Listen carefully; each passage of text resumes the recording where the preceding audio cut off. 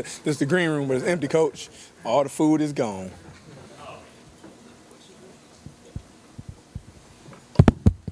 Okay, Corey, obviously quite the ending to that one. Can you just walk us through what the last couple of minutes have been like since the fight?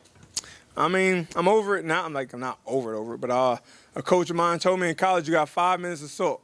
I had those 5 minutes. I jumped in the shower. Nothing we can do about it now. It's very upsetting, especially because I broke him. You can't say that I wasn't winning the fight and the clash happened. Yeah, it is what it is. I went out there and did exactly what I was supposed to do. Like I said I was going to do. I was going to go out there and dominate. He can't handle my wrestling, the ground and pound. And I was pacing myself, and I knew the fourth round it was going to be over. Like I told the coaches, like they were screaming, "Go, go, go!" And I just felt like I had my head to his chest. And I can hear him like gargling for air, and I knew like fourth round, just take him down and finish him then. But there's a good sport in me. I saved him myself. I hit the head. Well, I felt the heads hit, and the ref was like, "Keep going, keep going." And I said, I headbutted him, and that's why they stopped it. So if I wouldn't have said nothing, 3 seconds would have been over, and I'd be the champ. But the good sport in me, it is what it is.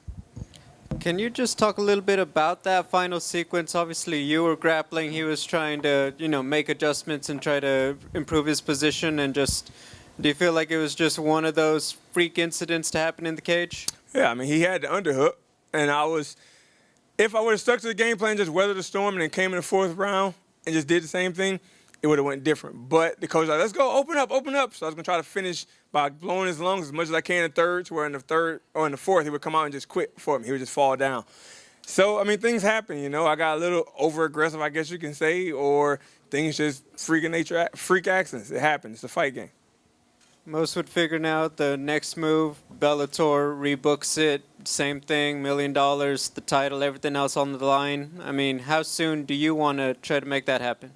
I mean, I would like to go as soon as possible, but we're in the medical tent next to each other, and the cut, he got to get plastic surgery for that, and other than the cut, I guess I crushed his orbital, so he's going to be out for a while on that as well. So I'm pretty sure he's going to try to push the fight back as long as he can, maybe even to 2023, which I hope not, but as soon as possible, I would like to get it over with, so I can move on, get this money, and go back to living my life with my family and not in training camp for a year straight like I have been. Is it safe to say you are not going to entertain any other option until you're able to settle this and get essentially, that fight with everything that was going to come along with it? No, unless they turn around and say, all right, you the champ, here's the belt, here's $1 million, let's move on. Until that happens, I know I'm the champ. You guys can't say anything else. I don't care what the casuals say. I don't care what the media say.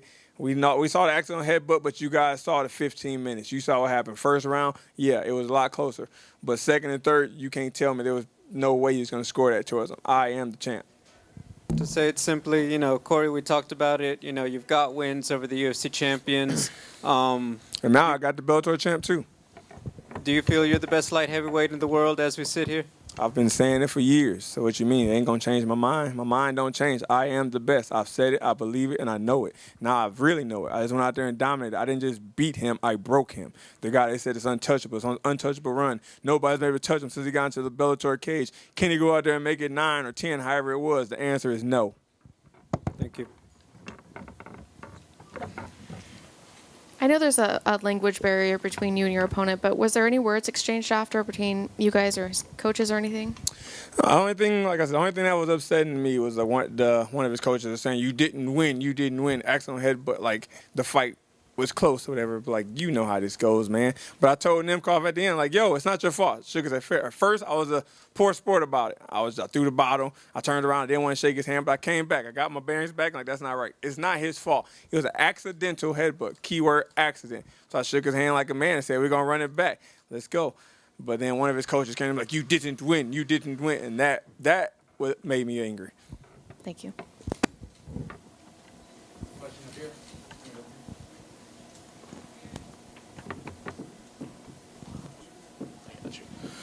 Corey, you had your ups and downs in your career. Tonight, the biggest fight of your career, you looked more impressive than you ever have, in my opinion. Is there confidence to take away from that, even given this really disappointing result? Why wouldn't it be? Of course. I just went out there and dominated the man. Nobody can touch in Bellator. I just went out there and schooled them. I mean, I did exactly what I said I was going to do. When everybody said, oh, you can't touch him. Corey's not going to come close to that $1 million check. Corey never come close to that Bellator title. I was went out there and took it. I took it. But thanks to an accidental headbutt, I don't get to go home with it, or the $1 million check. And it sucks. And it don't just sucks for me, but it sucks for my family, you know, especially my wife, 'cause I know how much she invests in this. I can see her sitting in the crowd right now fighting back her tears. And I know it's going to be tough for both of us, but we're going to get over it because she's my biggest support, and I support her.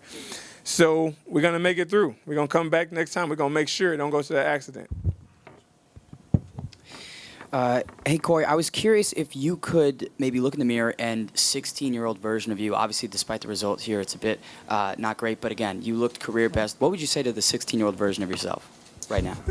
I mean, you don't know the 16-year-old version of myself. So the 16-year-old version of myself was a fat, lazy kid playing video games with no dreams of playing sports at all. So I would look at him and be like, wow, what the hell happened to you? But now I would just say, you know, if you just listen to what your coaches and everything told you your whole life, you work hard and believe. Work hard and believe. Work hard and believe. People say it all the time. And you think it's so cliche because they say you can be whatever you want to be. You work hard. You can be whatever you want to be. You can do it. Don't listen to the doubters. And I would tell them, like, get on the horse early. It took me till I was 19 or 20 before I really clicked into this mindset I have now. So if I could have did that at 16, I would have won a state champion in high school. I would have probably went D1. Who knows? I might have pursued the Olympics instead of fighting. So today, if I look back at my 16-year-old self a half a lifetime ago, I would say, get up off that couch, quit playing them video games, let's get to work. Last one for me again, and we know how much you value your family and friends. Can you walk me through the immediate reaction that they had if you had a moment with them post-fight? I mean, the biggest thing, like when we talked to the judge or the ref and everybody in the cage, I asked, like, is it no contest or what? And they said, no, it goes to the scorecard. It was halfway through the fight.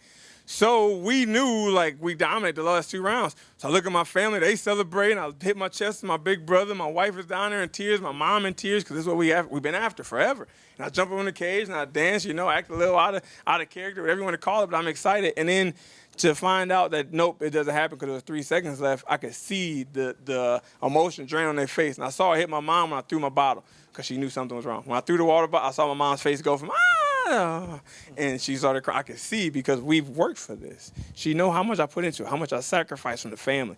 I moved from home and told them I'm not coming home until I'm a champion. That was my moment. I was finna be the champion. I finally did what I said I was gonna do. I won't be home until I'm a champion. So to think like he said exactly what he was going to do. He's not coming home to the champion, and the belt just slipped away from me that way. You can only imagine the emotion going through my family. My brother called me this morning and was like, yo, we've been preparing this for your whole life. Since your first street fight in school, from fighting those kids on the bus, from wrestling, it's all been to this moment. We trained for this. This is it. This is your moment. Go get it. And then for it to fall away that way, you got to feel like I'm hurting, but I can only imagine they hurting. Like I said, I know my wife is hurting. She motivates me every day. Those tough days I come home from the training, limping in, I'm hurting, I'm beat up, and she just come rub my head and say, baby, it's okay. Keep working. It's almost there. Nobody works like you work. You got this, baby. It's almost there. The belt is yours. $1 million is ours. We got this. We are the champs. We got this. She give me a little note. I got the note right here in my pocket. She give me a note every fight. Keep me motivated. That's my baby. That's my wife. I do this for her and my kids. And to see this happen at the belt, we train for every day, and the belt to slip away because 3 seconds and an accidental headbutt, it hurts. Not just her, but it hurts me because the time I took away from my family for this, I got to do it again.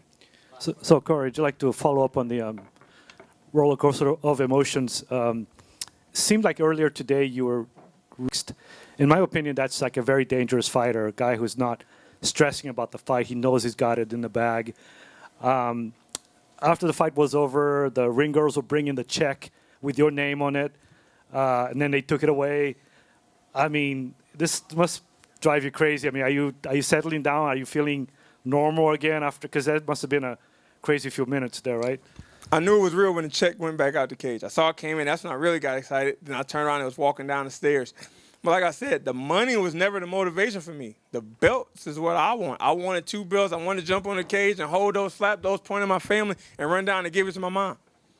Hug my wife with the Grand Prix belt, give the light heavyweight belt to my mom. Let my family come down and pet that belt, take it to my son in the morning. But when they realized I wasn't going to get it, it all just went away that fast. And from a technical standpoint, I mean, I apparently saw some holes in Nemkov's game from the way the fight was going up to that point. Can you predict a finish next time? I mean, you saw what I did this time. I ain't going to change it. Don't fix it if it ain't broke. I told y'all when I came to Bellator, the game plan. As my coach said, you can go back and train as you want. This film of what you do been out there for 8 years. If you couldn't got prepared enough to stop it this time, it ain't going to be much different. It's going to be that much better for me. Thank you.